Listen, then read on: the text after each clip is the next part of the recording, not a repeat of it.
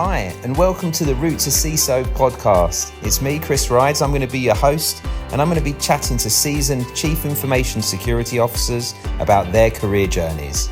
We're going to be unencrypting their real-life stories and searching for the hidden keys to help you fast-track your cybersecurity career. Hi, everybody. And again, it's season 3. I'm with my third guest of the season, Zach Lewis, and we are doing part 2 right now. So we're going to jump in. Hopefully everybody's managed to catch the last conversation. We were kind of left it. We were talking about your current role and a lot of changes that are going on there. We also briefly spoke about you moved out to something for sort of 6 months and then came back in. And I'm interested that 6-month one sounded like a bit of a horror role, even though up front with it being close and you just having a kid recently, it sounded like it was the perfect time. What did you kind of learn from that? What questions would you ask if somebody's in that position so they find themselves not coming in and then having to sort of change again? Yeah. I mean, there's a lot of digging that needs to go on there around, why did the previous, entire team get let go? And what are the plans for restaffing? And how do you go about that? Well, what we learned sort of about the restaffing piece was, I was brought in, there's, 3 or 4 of us in the entire department. It used to be 11. And we're allowed to interview, but like, how do we go about hiring? And I mean, I probably interviewed 9, 10, 11 people for one role. And we pushed several of them up to move forward. Like, let's go with them. And we kept getting denied for, a bunch of different reasons, or things were getting on hold, or someone else further up the line didn't like it. And we did. And the entire time I was there, that 6 months, we never hired another person, which was crazy for a department that needed people to operate, with that. I like to take on a lot of work, but I can't do the role of, 9 other people.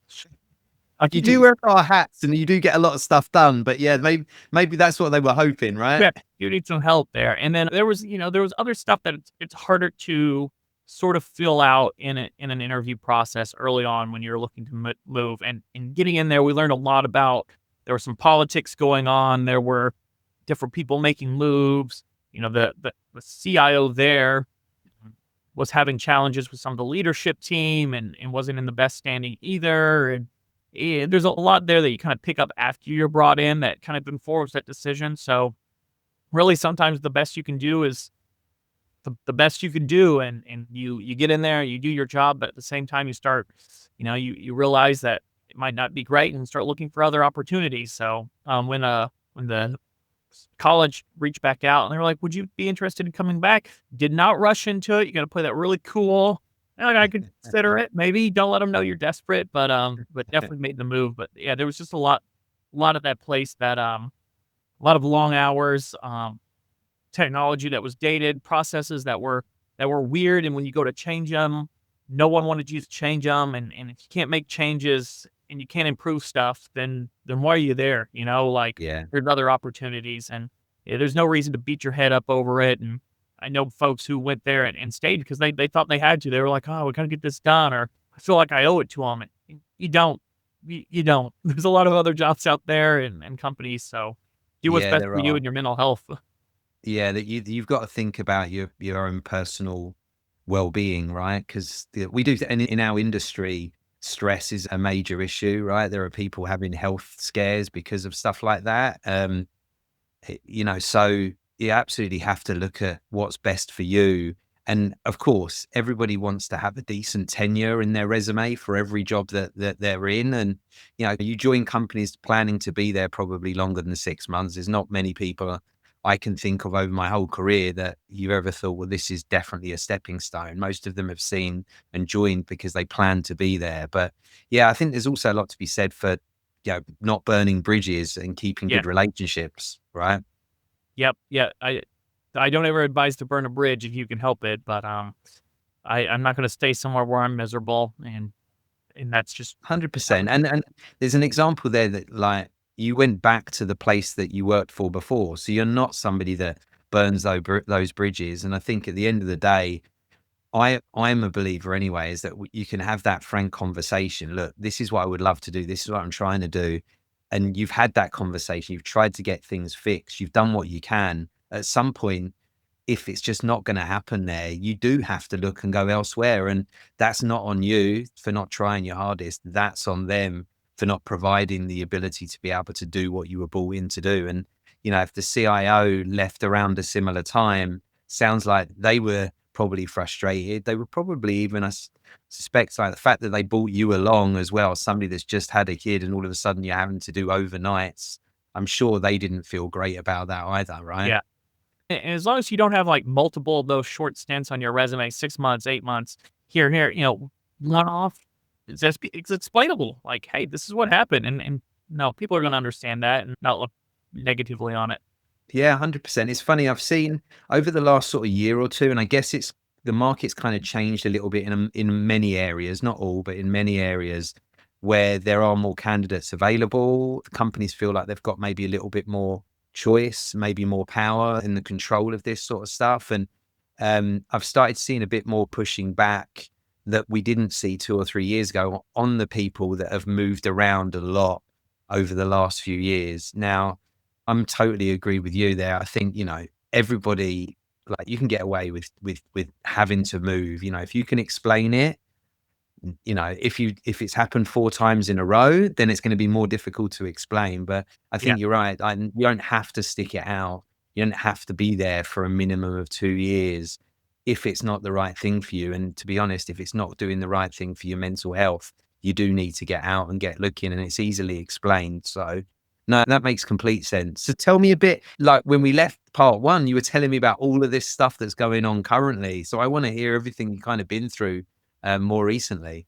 Yeah, yeah. So I came back to the college. We're still the college at the time, and that was in January of 2020. And 2 months later, we end up shutting down, and because of COVID, right? And we have a college that was in person. We had no online offerings. We didn't even have an instant messenger at the time. No one even had chat or anything. Like very old school. So coming back in and this time sort of running the show for IT, it was like, hey, we got to get this stuff online. We need people to work remotely because we're going to shut down. So spring break happened and they extended spring break an additional week. So we had 2 weeks to build out all of the courses to be available online, have that infrastructure set up, the software in place. And then we rolled out an instant messenger, chat feature, how to take phone calls, like everything. And did to build that very quickly with everyone else in the world.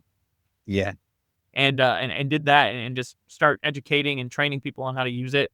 So that was sort of like the first journey into the fire, coming back and try to figure all that out with some of the old team, which was fun and interesting. I came back and ended up being my supervisor from the previous time I was there. I was now his supervisor, so it was a weird dynamic when we switched.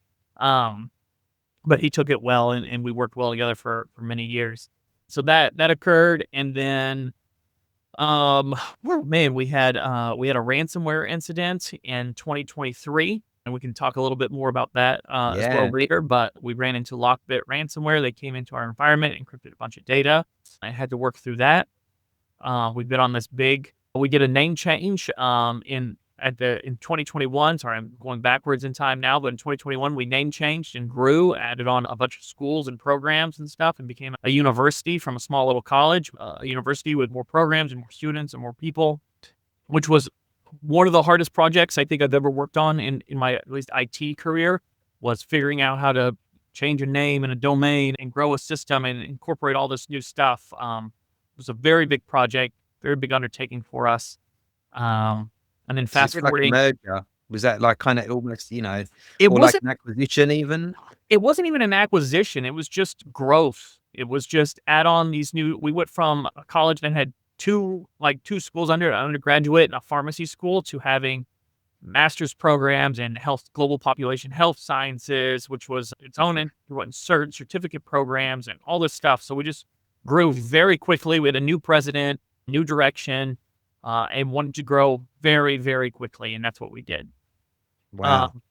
And then now we're here and we're getting ready. We are going to be the ones getting acquired now by an even bigger institution, and so we're navigating now through our own merger and acquisition stage, which is different, being on the other side and trying to integrate with their systems and pass data. And so we've done everything in like the last 6 years that you could probably. That's amazing. Yeah, you've been on both sides of the merger and acquisition side of things. And I think COVID was, I mean, all of us at some point will look back on that and be like, that was just a crazy, crazy time of things having to change so rapidly. And now we're in this time where I think with I don't know, people keep saying it's kind of similar to when the internet came out, but I feel like things are transforming so much quicker than it was then. Um, yeah, we're living through some interesting times for sure. I think all of us. So is that going to change a lot of stuff for you? Yeah, I mean, probably, the acquisition or AI? Sure. Oh, well, both. Yeah, yeah. Yeah, I mean, probably, I imagine I'm here for the transition for the foreseeable future. There's been lots of talks. I'm not going anywhere anytime soon. Or Yeah. the team, we're all here. We're helping, and so I'm not worried about any of that too. And then, hey, we'll fall back on the networking piece when that time comes, right? And we'll Yeah. see where it comes Yeah. up in the market. But that's a long way out. And then and AI, I mean, absolutely. It's interesting talking about the internet and this being like the internet. I think we saw it in higher ed. At least I've been told. I wasn't here for it, but when calculators first came out, like Mm. people and academia freaked out. It was the end of math. It was the what are accountants going to do? What are tax prep people going to do? And now we carry one around in our pocket. And then, computers came and people sort of freaked out and it changed the landscape. I think sort of like how AI is, but I mean, a computer took longer to get to you, right? You had to order it. It took weeks. You had to learn it. You had to get all this stuff. And now AI is available to everyone, again, from your pocket, from your phone for $20 for free if you don't care about what's going into it. But everyone has access to it very quickly. So the speed of change is much faster and disruption is much faster. I am embracing it. I love it. I'm on the journey. I get updates all the time on AI, like a constant stream of all the new stuff coming out, what you can do. And I play with it and vibe coding and try testing this and seeing if we can automate things here and run agents here. And I love it. I do deeply think, though, that it's going to change the very fabric of cybersecurity and eventually IT too completely. But till then, I'm all in. Yeah, I think. Well, I think you have to. I think we all know that it's definitely going to change everything, and I think you've got to be grabbing it with both hands and like getting involved with it so that it doesn't pass you by. Like I think those people that are like anti it and that are pushing back on it are the ones that are probably going to be the ones hurt the most, right? The ones that will lose their jobs, the ones that. So I think. Yeah, I think you got to grab it, and it enables you to do an awful lot of things quicker, including educating yourself and learning about stuff and talking through it. And, I think we're living through a pretty amazing time right now. I'm still really excited about it. Don't get me wrong. Like, there's concerns and nerves because who knows how it's going to impact each of our jobs. But I think you grab it and you try and help it take you and make you more productive. That's my view on it anyway. Yeah, yeah. You definitely need to be using it and learning the ins and outs of it and being the subject matter expert of a certain area, asking it, query it on things and see what it comes back with to know the limitations, what you can and can't do. And I mean, I don't think we've even begun to scratch the surface of what all we can do with it. If you can, people tell me like, I don't know how to code an app or how I would even vibe code. Well, ask it what it needs to know for you to, then ask it those things. Like it's Yeah. so weird to think in that way that you have to challenge what you've always sort of thought about that stuff. And it's a lot more than like a Google search engine. So Yeah, and I do wonder about what will happen with all the search engines because most of the people I see now are kind of asking AI to go and do the searches, right? And so I mean, I guess with Gemini, Google are kind of implementing that stuff into their search engine, but yeah, it's going to be interesting to see the impact on a lot of those companies. I guess a lot of those companies are AI companies as well, anyway. So it's interesting. I was reading a thing, and they were talking about how a lot of companies, and Amazon specifically is one of these, among others, are starting to make pages for AI agents to read. So your agent will go out and find the agent page and read it, understand, what it is you buy, and then that it brings up other questions like, will people make pages with products to try to convince agents to buy it for their human owner, and how will that work? Like, is that like a prop injection or what? yeah, Pretty I crazy. think people are right. I actually think I can't remember who I was talking to now, but I was speaking to a couple of people and they were saying how they've built agents and given them like like a credit card, like a pay-as-you-go credit card with a fixed amount on it, so that they can just ask it to go and book things like an assistant or go and buy certain things. And so, yeah, I mean, I've heard you right that a lot of companies weren't set up for agents. In fact, a lot of companies were scared about the agents, and so were sort of blocking them and banning them and making it awkward. And then now, as they're realizing, well, actually, these agents could be customers, they're having to rapidly change that. So yeah, it's a funky world that we're living in, right? Everything's changing so quickly. Yeah, it's wild. It's faster every day. So keep yourself informed. Um, don't format all of your all's resumes the exact same way with AI or give it a little attention. That seems weird. But other than that, yeah, definitely take a course, get on YouTube, watch something, just stay up to date with it as much as you can. Sure. Yeah, and make sure you read through whatever it's producing for you, Yeah, 100%, definitely. right? Including your LinkedIn posts and everything else, right? There's a Yeah. lot of slop out there at the moment. I think that's the worrying thing. I'm pretty busy on LinkedIn, and like whenever I'm on there, I can like there are so many posts and it's so obvious that a lot of that is AI written. And I have no problem with AI assisting like the stuff you want to put out, right? I think it's made me probably a little bit of a better writer. People be able to tell because they hear me on this talking, they'll be like, Chris is so much more eloquent when he writes stuff Yeah. out. But it has. But I mean, you've got to make sure it starts and it gives you what you wanted to put out, and it's starting with the information you have. If you're letting it sort of tell you what to put out, and it's just more AI slop, right? And that's the struggle. And LinkedIn is actively combating that. They're like shutting it down. You're not getting views. You're not getting impressions. I had to learn all about this whole marketing social media world from book work and stuff like that. But it's interesting learning all that. And I use AI for some of my posts too. But I'm still like, here's the idea. Here's an article I want to talk about. I want to connect these things together. Here's some of my jumble of thoughts. Give me something. And I'm okay with that. I am 100% okay with people doing that because setting down and creating content for an entire week or 2 weeks at one time just takes forever and it is draining.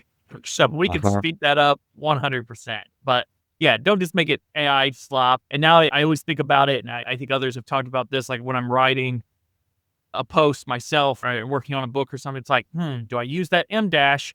I used one like 2 pages ago. People are gonna think I'm using AI. Like, maybe don't. I guess we'll use a comma here. You're really thinking about don't use that if then but this statement because Yeah.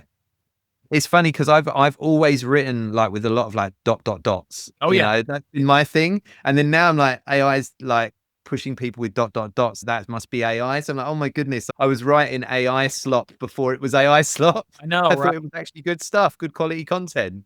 Totally. Now everyone's doing it. So Yeah, well, how exactly. do we change the What entire course of human writing? exactly that. And actually, you mentioned something. Let's you talked about like obviously a lot of this stuff you're doing now to help with the book. Yeah, tell me a little bit about the book. And Sure. obviously you went through some ransomware. Is that where the idea of the book came about? Tell me about that. Yeah, so I here's a copy for there you go, locked up. Yeah, we had the ransomware attack and I learned a lot from it. It was my first major incident working through it that was pretty disruptive. And I took that and I went to a conference and I was asked to do a keynote and I wanted to talk about it. So from a very high level, I just did a real high level presentation on it.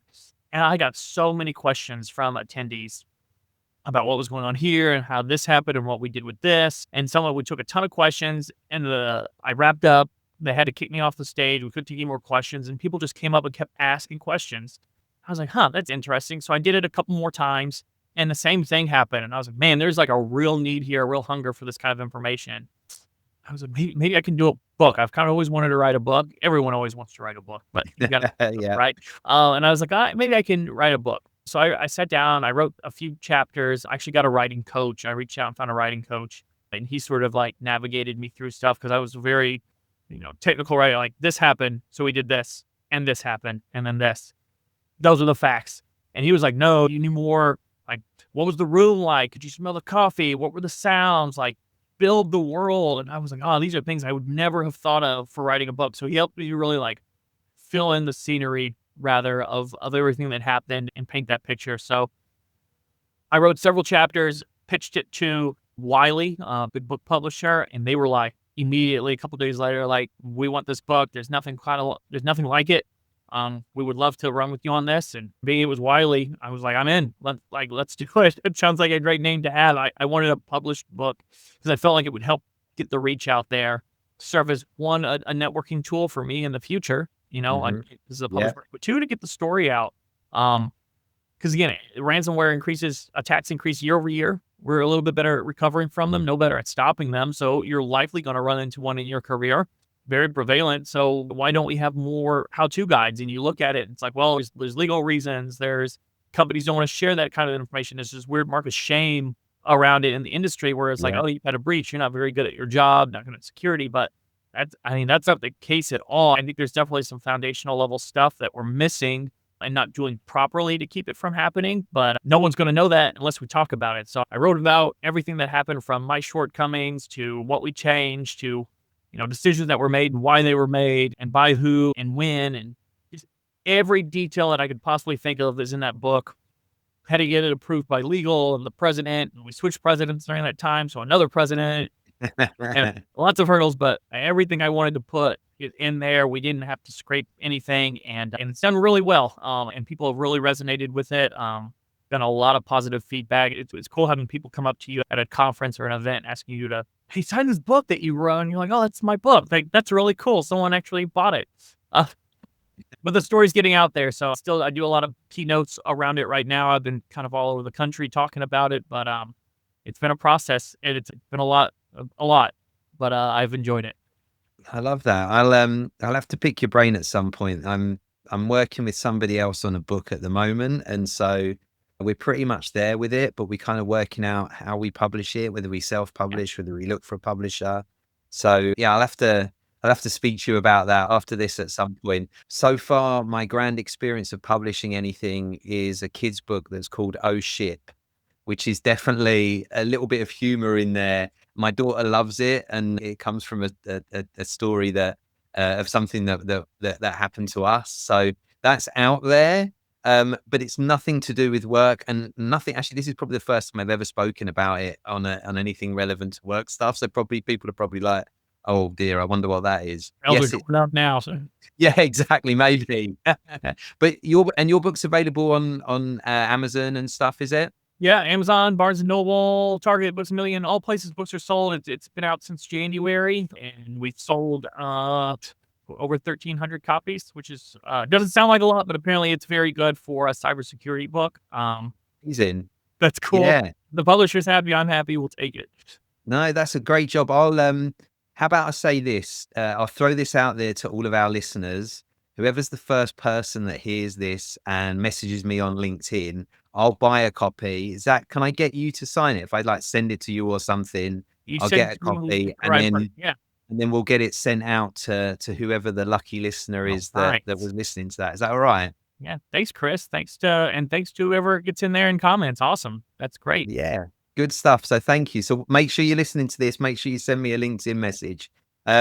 Excellent. So I want to talk a bit about, like, obviously you kind of created, you went back as CIO for the company you currently work for. So that's all about relationships. I think that's so important. A lot of people struggle getting that CISO title. I think you went about it getting the CIO title in a way. Actually, I've got a couple of friends that have done similar things. They've done a great job for a company, moved away, and then the company have wanted them back, and they've managed to move up to the C level doing that. Also see in certain size companies, a lot more people wearing the CIO and Sure. the CISO hat. So I think we'll continue to see more of that happening. What I'm interested in, and this is something I ask a lot of our guests, if you took, say, the top 3 attributes that you think it takes to be a good CIO stroke CISO, what are the 3 that you feel are most important, and why? I think being able to talk to people is up there. You can't be introverted. You can't stay in your office with your door shut. You got to get out there. You got to work it. You got to talk to people, find out what their needs are. I think 2, you need to understand your business, and that piggybacks off of talking to people. But how do we make money? Who are our customers? Why is this process the way it is? And really trying to understand all of the processes of the company, from the business department to finance to marketing. Like, There are so many, and it's going to take a long time, but you really got to get your arms around that. And so you can make things more streamlined, so you can implement technology better, so you can change stuff and help people do a better job. But also, how do you sell to customers? How do you make money? Because if you disrupt that, that's a problem, and you don't want to do that. And three, again, networking. We'll touch on networking again. It all goes back to talking. Despite that this is an IT cybersecurity job, I mean, at the end of the day, it's still sales and marketing. I mean, it really is, if whether Yeah. you want to believe it or not. But and I say networking because, like St. Louis, for instance, has a very tight knit cyber community. We are all very close. They call us the St. Louis Cyber Mafia. We even have matching shirt. It's pretty legit, but we're on a text group all the time. If one of us has a problem, we text the group, people come back. If we need to find a piece of software, we text the group comes back. We're all here helping each other be better. I know guys who are, looking for CISO roles right now, and they might be 3 or 4 of them looking for healthcare CISOs, and they're out there competing for the job, but we're all still in the same team. Like, we still Yeah. want to help. If, we need advice or we need guidance, how do I get around this problem? This is what I have going. Anyone in that group is going to stand up and give you a helping hand. So networking, knowing those people, meeting them, interacting with them. You meet them at conferences, you meet them at events, you reach out and say, hey, I've been following you on LinkedIn. I'd love to grab a coffee or a lunch, and take them out and just talk to them, get to know them. And then, don't ask for anything. Just, hey, I'll buy you coffee. I'll buy you lunch. Like, let's go out and just hang out. And then you build that rapport over time. And then, maybe a job opens up. Maybe a director comes, maybe they need a deputy. And you're like, hey, Yeah. you know me, let's do it. Like, this is where I'm at. And those pay off down the line. They may not be immediate, but they will down the road for sure. Yeah, 100%. That's interesting. So when I look at like at the top, I went back a few years back and I went out to sort of over 500 CISOs and asked them the same question about attributes, and definitely communication and business understanding are continuously Always. two of the big ones that come up. And that networking piece, like building your tribe, having people that you can go and talk to and be honest with and have open conversations that can help you when you're going through maybe a tough experience, right? Or have been through those challenges before. They're so important. You made me laugh when you talked about the St. Louis Mafia. I'm part of the cloud security mafia. So that was a group of us that met through, it's not affiliated to the Cloud Security Alliance, but we met through doing events and being at events with the Cloud Security Alliance. Yeah. And they turned into that. And it's very much, I think, a little bit of info sharing and a fair amount of drinking at one point and a little bit of fantasy football thrown in. So there's everything going on there. Very good. That's awesome. Yeah. And CSA is a good group of people too. We put out a lot of good Yes. around AI and mythos and everything else. So Yeah, they're just an amazing bunch. And I've been lucky. I was one of the founding directors of the Southern California chapter long time ago now. And then twice president of the LA chapter, and been involved with sort of Orange County and a little bit with San Diego. They're just such a great bunch of people. I was on the leaders chapter meeting this morning, and so many sort of familiar names and people that you've met and people that you've known for years. It does feel like a little bit of a family. I honestly, I could win the lottery tomorrow and not have to work again and still want to be involved in the cybersecurity community. It's just good people, and most people are trying to do good stuff, right? And yeah, I you think we're got circling around though something too. And we mentioned the CSA and I talk about, a network of people, but there are a lot of groups out there outside of AITP when I was in college, but Mhm. I'm a member of the local chapter of Infraguard, an officer, Yes, and that's nationwide. It's in all the big cities, but CSA, Infraguard, ISC squared, soccer groups. There's all these communities out there where it's free to join. There's no dues. You can come in, you meet a lot of people, you get some information, whether it's from the FBI or other members of your community, but great way to network, great way to meet people and get some resources, some training, and some information. yeah, absolutely agree. I think I've got one of my guys has just moved from Las Vegas, one of my team members, to Florida, and he used to live there a long time ago, but he's basically just going to all of the local events and just finding his people, right? It's such a quick way. I did the same thing here. First time when I moved from LA to Las Vegas, I just went to all of the events and met all these people. And now, a lot of these people I've known for years are the new board for the CSA Las Vegas chapter, because, we have a great community, and it's so important that you're out there sort of mixing and being part of it for your career, to help you in what you're currently doing. You never know, right? And you never know when somebody turns around and says, actually, I'm going to have some headcount. I really need somebody to do this. Would you be interested? So Yeah, 100%. how these things happen. So I'm going to ask you just one final question. This has been such a fun conversation, so thank you. Yeah. And so the kind of one final question I think I'd like to leave you with is, if you had like one piece of advice for the people that are out there now that are either trying to make it to become a CISO, or a period of time in their career where they're struggling with something, right? And I know this is very generic. What's the one piece of advice, if you look back on your career, that you think either you knew earlier in your career or you put into place? I think it's really important for you, a person, to watch for those opportunities, right? Like, I'm not getting into the hoodoo and out there stuff of like putting out good vibes and all that. Like, you can do all that. That's fine. But like, you got to watch for the opportunity. And when you find it, like, don't hesitate. Like, you got to go out there and try it. And whether that's going to, a boss or CIO, someone say, hey, I want that job when it becomes available, or, hey, I can do this, or I want to be a keynote speaker. I want to write like, you just got to go do it. You see the opportunity and do it, because the longer you wait, someone else is doing it and they're going to beat you to it. And then what do you have to show for it? I heard someone say on a podcast, no one ever is on their deathbed saying, I wish I'd waited on doing that, or I wish I just held out a little longer. Like, no, they always wanted to, like, I wish I'd made that attempt, or I wish I had tried that. Like, just go do it. Stop waiting. Yeah. Is it Wayne Gretzky that is it that you miss every shot you don't take, or something like that? Yeah, something like that. I think it's attributed to him, and it's something like, I probably completely butchered it, but you're absolutely right? If you don't do it, somebody else will. And then why do you want to have regrets? You won't ever regret giving it a go, right? Saying something that you mean to. You're much more likely to regret something that you never did. I'm a big believer in that. So I thank you so much. That's an amazing piece of advice. And I know through your career, you've proven that jumping out, putting your hand up and grabbing hold of things and offering to do stuff, it works, right? It helps. So yeah, Zach, thank you. This has been such an amazing conversation. Thank you, Chris. I'm glad I can finally be here. This is great. Yeah, me too. Yeah, I'm glad we got this done. So thank you. Thank you everybody for listening. So watch this space for season 3 and my 4th guest coming in the next couple of weeks. Thank you, everybody. Don't forget to reach out. If you want to get the book, you've got to be the first one to message me. So don't forget to do that. Bye, everyone. Thank you for listening to the RootToCISO podcast. If there's something you really want me to ask on the next episode, or if you're a CISO who wants to inspire the next generation, please reach out. I'll leave a URL to my LinkedIn profile, and make sure you connect and message me there. We're always looking for feedback, so please don't forget to like, comment, and subscribe wherever you get your podcasts.